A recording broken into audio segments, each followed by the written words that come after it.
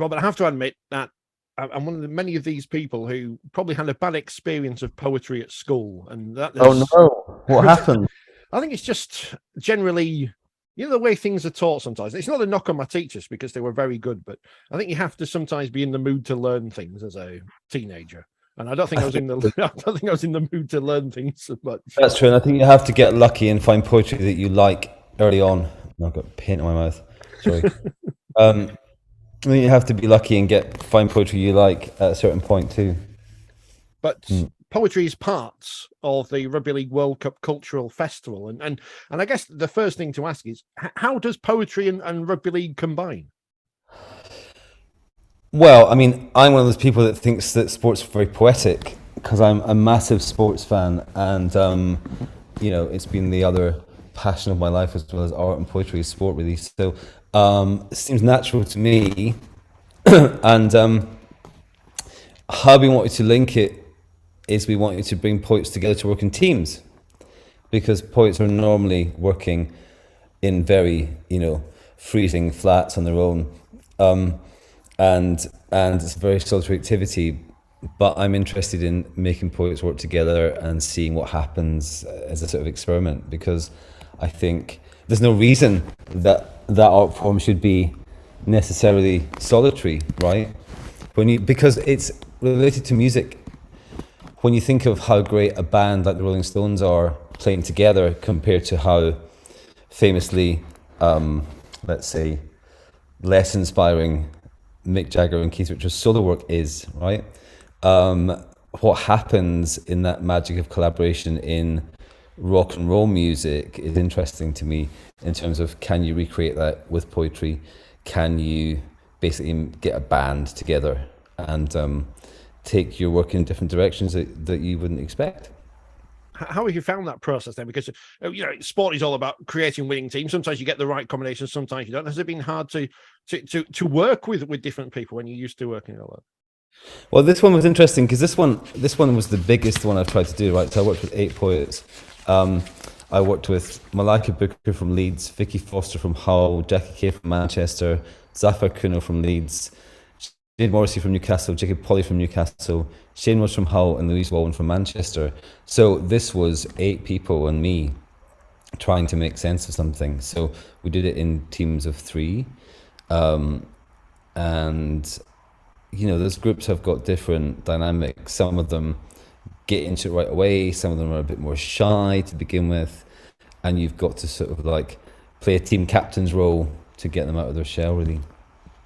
Obviously, as part of the Rugby League Cultural Festival, how important is it to tie in other parts of things with major sporting events? It's going to give people a different experience than just going to a match and enjoying a match.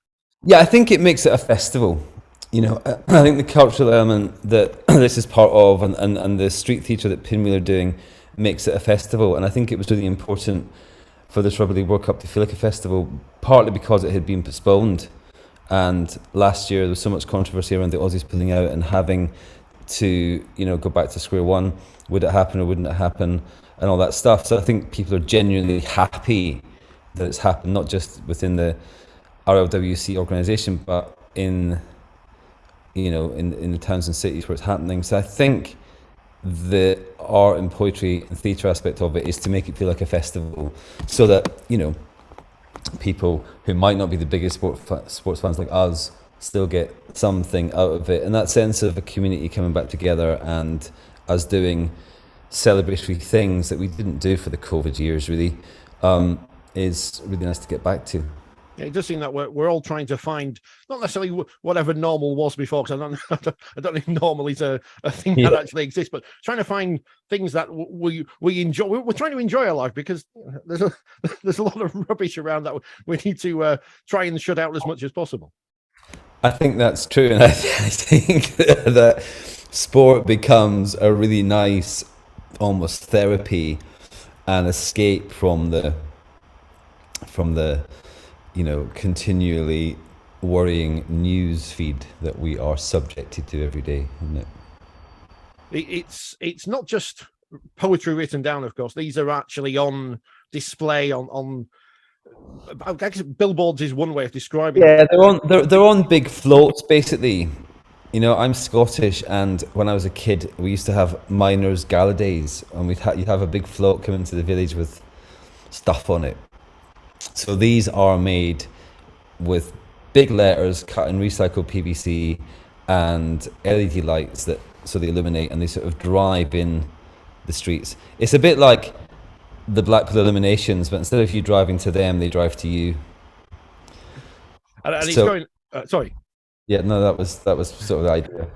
Yeah, I briefly saw them in Leeds when I was walking through the town on last weekend, and in Newcastle outside the stadium. So, and I guess it's not just people who go to the games who are going to see them; it's people just generally milling around who won't expect to see a big float coming around with words on. Yeah, exactly. And there are about 3 or 4 things, but they're about coming together after COVID and being able to celebrate things communally again. They're about one really lovely aspect of this World Cup, actually, which I think is really important, which is that the men's, women's and wheelchair tournaments are part of one festival. I think, it's that inclusion of disabled people. Actually, if you have a disabled family member, as I happen to, you don't know how lovely that is. To see the wheelchair tournament being given equal status and being part of the same World Cup. It's really touching, and it's really, really progressive and great. And I think hats off to Rugby League for being the first major sport to do that. I think it's really amazing. I'm not trying to think of adding more art to my reports on things, about being more poetic in terms of describing the action. I think I need to improve my vocabulary because it is very basic. But as you say, there's a lot of poetry, a lot of art out there. There is a point where I briefed the poets, look, let's imagine we're the scrum, and let's speak with the voice of the scrum, and that's one half of it. And then I said, okay, let's imagine we're into the second phase of play, ball's out the scrum, and it's being passed in a big high arc across the pitch. Let's imagine we're the ball. So there is one of them that you'll find that really is about imagining we are the scrum, imagining we are the ball. And I wanted it to go right onto the pitch at that point and try and describe that kind of beautiful chaos of like the game when it's in motion, Sport is chaos. I think that's part of why I enjoy it. You're not quite sure what's going to happen. It's wonderful chaos, and that's the beauty of sport. I mean, my wife is an avid theatre and cinema fan, and she has absolutely no idea why I sit and spend as much of my weekend as I can watching sport and during the week. But I tell her it's because sport is like ballet, but you don't know the ending. You go to see Swan Lake, you know how that ends once you've seen it once. Sport is like a ballet of chaos where the drama is in how the second half evolves, and it has this great dramatic poetry to it, I think. This is almost one of those glib questions, but what are the hopes to achieve from this project? What are you hoping to come out with at the end of it? I think just to add to the sense of it being a festival, and also to make people understand that Rugby League specifically and sport in general has a great sort of social value. It has a value as an individual for you as a participant that goes far beyond the elite level, and I think that we'll let people see that value, that if you get a sport in childhood and you can play that sport into adulthood, and I mean at an absolute amateur level, it enriches your life in a way that actually is, going to the gym can't do, because it's a group activity, it is being part of a team, it has a camaraderie, and it has a sort of like sense of communality that, just running a treadmill or pumping iron will never have. I want people to see that, and also, just make people appreciate the beauty of the tournament, really. And these are going to be displayed throughout the tournament, obviously, at all the major venues throughout as well. Yeah, they sort of come together at certain points. There's all four floats with the 8 poems. There's a poem on each side of each float, and then they go off on individual little journeys, and they come back together at various points, like in a sort of chaotic choreography. Everything is chaotic. I love it. Robert, thank you very much for your time. Hopefully, this is the point where you say to a team, "Oh, good luck with the tournament, good luck with this, or good luck with that," and you're not really quite sure what to say. I think Scotland need more than good luck, Richard. I think we need a miracle. Well, I mean, we can try and get some dodgy lasagna down to the Australian team hotel. That's a great idea. Will you get on that for me? That's probably the bad side of chaos. So if it does happen now, we weren't involved. It was just fun. But thank you very much for your time, Robert. And as I say, the best of luck with everything, whatever that means. I don't know. You too, mate. Enjoy the rest of the tournament.